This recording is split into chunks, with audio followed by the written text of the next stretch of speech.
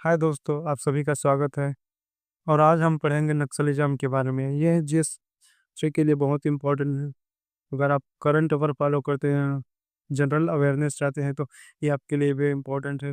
पहले तो देख लेते हैं कि ये न्यूज में क्यों है। क्यों सोशल मीडिया पर एक लेटर सर्कुलेट हो रहा है जिसमें दावा किया गया है कि जो नक्सल्स है वो सिर्फ फायर चाहते हैं, डायलॉग के लिए तैयार है, पीस चाहते हैं, सरेंडर करना चाहते हैं। इसलिए ये न्यूज यहाँ हो। अब आता है कि है क्या ये नक्सलिज्म है क्या, नक्सलवाद नक्सलिज्म है क्या। ये लेफ्ट विंग एक्सट्रीमिज्म है जो जो ओवरथ्रो करना चाहता है गवर्नमेंट को, और वो खुद के गवर्नमेंट को स्टैब्लिश करना चाहता है। जो बोलता है कि इक्वलिटी आएगा, इससे वर्कर्स का शासन होगा, बैकवर्ड जो कम्युनिटी है, मार्जिनलाइज्ड है, उनका शासन होगा, एंड सभी को इक्वल रिसोर्स मिलेगा। इसका ये सब दावा है। अब देखते हैं बेनिफिट्स। अगर नक्सल सीज फायर कर देते हैं, अगर सरेंडर कर देते हैं, पीस आ जाता है, तो किसके क्या बेनिफिट है। पहला तो improve internal security, reduced attack and violence. Attack कम होगा, हिंसा कम होगी, ये इसके पहला फ़ायदा है। दूसरा इकोनॉमिक ग्रोथ, इंफ्रास्ट्रक्चर मैनिंग है, इंडस्ट्रियल एरिया इंफ्रास्ट्रक्चर बनेगा, रोड है, रेल है, हाईवेज है, या माइनिंग में इम्प्रूवमेंट होगा, विकास होगा, इंडस्ट्रियल प्रोजेक्ट आएगा, फिर आएगा बेटर इन्वेस्टमेंट क्लाइमेट। अगर वायलेंस नहीं होगा, अटैक नहीं होगा, लॉ एंड ऑर्डर रहेगा, तो वहाँ पर इन्वेस्टमेंट आएगा, जॉब बढ़ेगा, उसको एम्पावरमेंट होगा कम्युनिटीज़ का। तो ये ट्रस्ट भी बढ़ेगा उनका गवर्नमेंट में। फिर आता है इन्हांस्ड कनेक्टिविटी। अगर वायलेंस नहीं होगा, अटैक नहीं होगा, तो वहाँ पर रेल जाएगा, रोड जाएगा, टावर्स लगेगा। अभी क्या होता है कि जब भी गवर्नमेंट कुछ भी करती है, जैसे रोड्स बनाती है, तो उसको बम से उड़ा दिया जाता है, ताकि जो ट्राइबल्स है, लोकल्स है, वो मार्जिनाइज्ड ही रहा, ताकि ये जो नक्सल हो इनको एक्सपर्ट कर सकते हैं, उनके प्रो को भड़का सके गवर्नमेंट के खिलाफ। तो ये बनने नहीं देती, तो वो बन जाएगी तो ये मिनिस्ट्री में आ जाएंगे। फिर आता है सोशल डेवलपमेंट, हेल्थ है, एजुकेशन है, वेलफेयर, सबको पहुंचेगा, मोर इफेक्टिवली पहुंचेगा। उनका आई नाम होगा, एरर नहीं होगा, एक्सक्लूजन नहीं होगा, इंक्लूजन होगा, तो उनका एम्पावरमेंट होगा। बूस्ट टू टूरिज्म, टूरिज्म को बूस्ट होगा। ट्राइबल रिच रीजन है ये, नेचुरल फॉरेस्ट है वहाँ पर, आप बस्तर से ही जानते ही हैं, इसलिए उनको ये सुरक्षित जगह मिलते हैं छुपने के लिए। इससे टूरिज्म को बेनिफिट होगा, इसके जॉब जनरेट होगा और रेवेन्यू जनरेट होगा, और उस क्षेत्र का भी विकास होगा।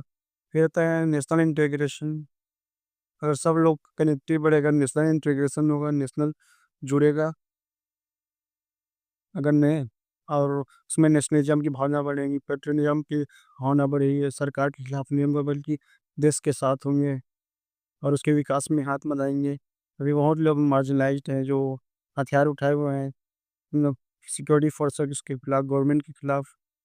तो नेशनल इंटीग्रेशन होगा, स्ट्रेंथन डेमोक्रेसी। डेमोक्रेसी जो लोकतंत्र है वो मजबूत होगा, क्योंकि लोग पार्टिसिपेट करेंगे एडमिनिस्ट्रेशन में, उनका ट्रस्ट बढ़ेगा, तो उससे डेमोक्रेसी बढ़ेगा, मजबूत होगा। एम्पावरमेंट, जॉब मिलेगी, एजुकेशन होगा, और लोकल पार्टिसिपेशन होगा, लोकल पंचायत होगा, लोकल अर्बन बॉडीज होगा, उसमें लोग भागीदारी करेंगे, तो उसको एम्पावरमेंट होगा।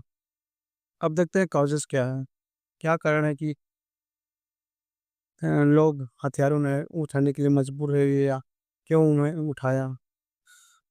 पहला तो पॉवर्टी एंड इनइक्वलिटी, गरीबी है, असमानता है, कोई बहुत अमीर है, कोई बहुत ही गरीब है, गरीबी बहुत ज़्यादा है। यह रहता है land at resource constraint, conflict, displacement, displacement होता है, अपने जगह से वो अपने ही जगह से छोड़कर जाना पड़ता है, एक्सप्लॉयटेशन होता है उनका। तो इससे भी वो लोग नक्सल को ज्वाइन कर लेते हैं। गवर्नेंस प्रॉब्लम है, करप्शन है, पुअर लॉ इन्फोर्समेंट है, जो स्कीम गवर्नमेंट लॉन्च करती है वो पहुंचती नहीं है। लॉ एंड ऑर्डर का प्रॉब्लम है, अटैक होता रहता है, वायलेंस होता रहता है, ये भी एक समस्या है। सोशल इनजस्टिस, मार्जिनाइजेशन है, बैकवर्डनेस है। फिर आता है आइडियोलॉजिकल अपील। जो नक्सल से वो बोलते हैं कि वो समानता लाएंगे, सभी के पास समान अधिकार होंगे, कोई गरीब नहीं, वह सब इक्वल होगा। तो ये भी एक अपील करता है और वो जॉइन कर देते हैं। साइकिल ऑफ वायलेंस डिपेंडेंट, जब वायलेंस होता रहता है, अटैक होता रहता है, तो वो अपनी सुरक्षा के लिए उन पर ही डिपेंडेंट हो जाते हैं। तो ये development, road, hospital, schools, job ये नहीं है, गरीबी है। तो हो सकते हैं कि वो जॉइन कर लेते ताकि वो अपनी स्थिति का सुधार कर सकते, लेकिन ये गलत होता है। You can not change your life through violence. Impact क्या होता है अभी ये देख लेते हैं। Loss of life and violence, life का लाइसेंस लॉस होता है, चाहे सिविलियन हो या सिक्योरिटी फोर्सेस हो। इकोनॉमिकल इम्पैक्ट होता है, बहुत कम इन्वेस्टमेंट आता है माइनिंग में, इंडस्ट्रियल में, टूरिज्म में। सिक्योरिटी बर्डन होता है पैरामिलिट्री पर, और फंडिंग का भी बर्बाद देता है, जो फंडिंग की कहीं और लगाया जा सकता है, जैसे एजुकेशन है, हेल्थ में, स्किल है, वुमेन एम्पावरमेंट है, वो लगता है सिक्योरिटी में, नक्सल से निपटने में। और आता है सोशल डिस्ट्रप्शन, डिस्प्लेसमेंट होता है, एक्सप्लॉयशन होता है, सिटीजन्स का ट्रस्ट करता है गवर्नमेंट में, तो लोग मिनिस्ट्री से हट जाते हैं। पॉलिटिकल इम्पैक्ट है, इंस्टेबिलिटी रहता है, वीक एडमिनिस्ट्रेशन रहता है। अब देखते हैं चैलेंज, क्या क्या समस्या फेस करना पड़ता है हमें नक्सल जैसे इंटरनल सिक्योरिटी से निपटने में। पहला तो है रिसोर्स कंस्ट्रेंट, मैन पावर है, फंडिंग है, इक्विपमेंट है। आप भी पढ़े होंगे कि भारत का डिफेंस बजट अभी भी बहुत कम है, भले ही है 80 बिलियन के उस पार है, लेकिन अभी भी कम है ये। ह्यूमन राइट्स वायलेशन होता है तो और लोगों का ट्रस्ट कम होता है। ये बहुत रिपोर्ट पे सामने के आया है, न्यूज़ पे सामने के आया है कि कभी कभी आरोप लगे हैं ह्यूमन राइट्स के, तो उसका ट्रस्ट कम होता है और वो मेन स्ट्रीम से दूर हो जाते हैं, या नक्सलिज्म को भी ज्वाइन कर लेते हैं, या सिक्योरिटी फोर्सेस के साथ मदद नहीं करते नक्सल्स को कम करने में। सोशियो इकोनॉमिक नुआंसेस, ज़मीन नहीं है, गरीबी है, या जॉब नहीं है, ये है। Ambush tactics and gorilla warfare, उनका टेक्टिक्स एम्बुश है, गोरिल्ला वारफेयर है, वो मारते हैं, कुछ करते हैं, बम से उड़ा देंगे, फिर छिप जाते हैं, तो उससे निपटना मुश्किल हो जाता है। और कोऑर्डिनेशन बहुत कम है, इंटेलिजेंस। जैसे आंध्र प्रदेश ने ऑपरेशन ग्रे हाउंड चलाया था, तो सब वहाँ से तो निकल गए, वो छत्तीसगढ़ में आ गया। अगर दोनों के बीच कोऑर्डिनेशन होता, कोलैबोरेशन होता या सहायता होता, तो उनको ख़त्म किया जा सकता था, नक्सलिज्म को ख़त्म नहीं तो। लेकिन आज सब के सब यहाँ छत्तीसगढ़ में ही रहते हैं, और सिक्योरिटी फोर्सेस सिविलियंस को नुकसान पहुंचा रहे हैं, इंफ्रास्ट्रक्चर को नुकसान पहुंचा रहे हैं। अभी भी जो जगह है वो बहुत ही बैकवर्ड है, हालांकि इम्प्रूवमेंट हुआ है, लेकिन फिर भी और करने की ज़रूरत है। एपर्स गवर्नमेंट ने एफर्ट्स भी टेक लिए हैं, जैसे इंस्पायरेशनल डिस्ट्रिक्ट प्रोग्राम है। दूसरा है media plan, so to counter propaganda Naxalism, Naxals.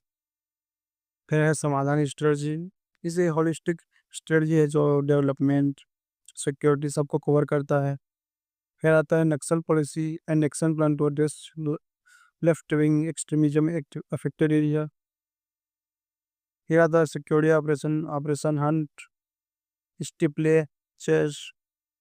फिर आता है डेवलपमेंट है, जैसे एकलव्य स्कूल आप सुने होंगे, ट्राइबल्स एरिया में इस्टेब्लिश किया गया, हॉस्पिटल्स है, टावर्स है, पीडीएस है।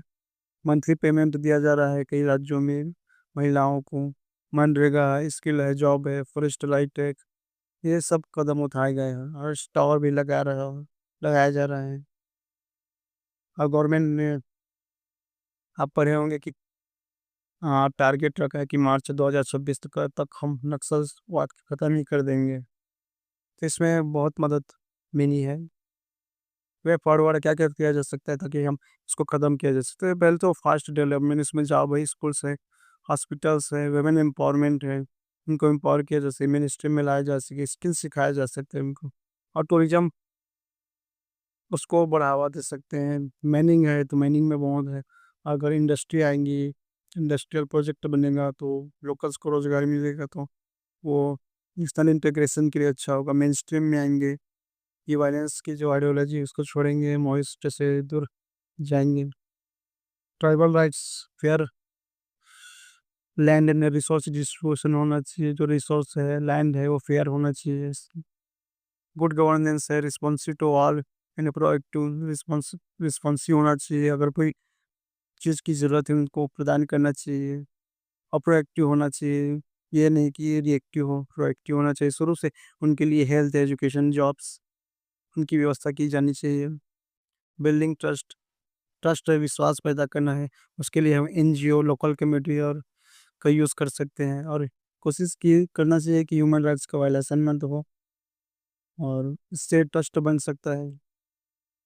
रिहेबिलिटेशन, सरेंडर सरेंडर करवाना चाहिए, और रिहेबिलिटेशन जो, ताकि वो फिर से ज़िंदगी चालू कर सके। इसके लिए अट्रैक्टिव पैकेज दिया जाना चाहिए, जो कि कई गवर्नमेंट दे रही है, यहाँ छत्तीसगढ़ में भी दे रही है। उनको कुछ कुछ अट्रैक्टिव पैकेज दिया जाता है। फिर डाटा देख लेते हैं हम, क्या हाल क्या हाल है अभी करंट की स्थिति में। Number of left wing extremist affected district to 18। अभी मात्र 18 जिले में ही ये सीमित कर दिया गया है, जो 2013 में 182 था।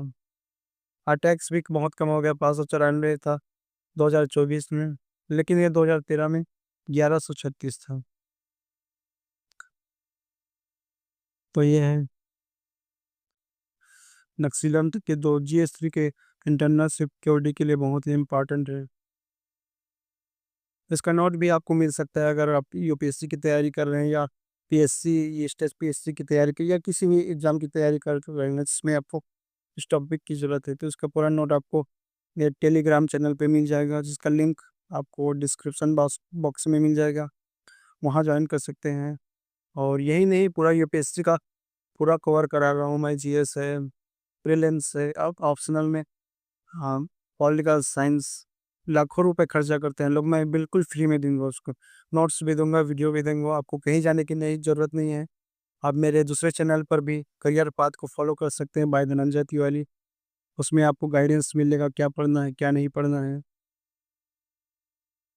एंड करियर पाथ हम बाय धनंजय तिवारी सर्च के टेलीग्राम में, वहाँ पर आपको नोट्स मिल जाएंगे पूरे यूपीएससी, जीएस का, ऑप्शनल का, एसए है, प्रीलिम्स है, इस पर कंप्लीट गाइडेंस मिलेंगे, वो भी बिल्कुल फ्री। और अगर आप इंग्लिश सीखना चाहते हैं तो मेरा एक और भी चैनल है जिसमें इंग्लिश सिखाता हूँ मैं, जिसका नाम है next level English by Dhananjay Tiwari. इसको ज्वाइन कीजिए, आपको बेसिक्स से इंग्लिश सिखाया जाएगा, ग्रामर सीख सकते हैं, वोकैब इंप्रूव कर सकते हैं, एंड फ्लुएंट इंग्लिश सीख जाएंगे। तो देख लेते हैं मैप। ये देखिए मैप,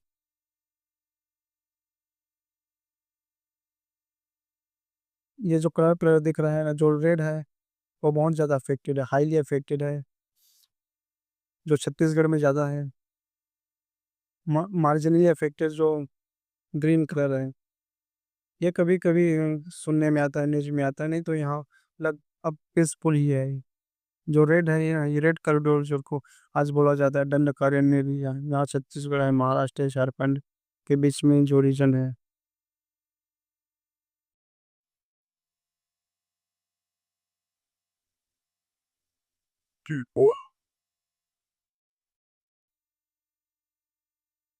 तो आज का क्लास इतना ही था, फिर मिलेंगे नेक्स्ट क्लास में। धन्यवाद।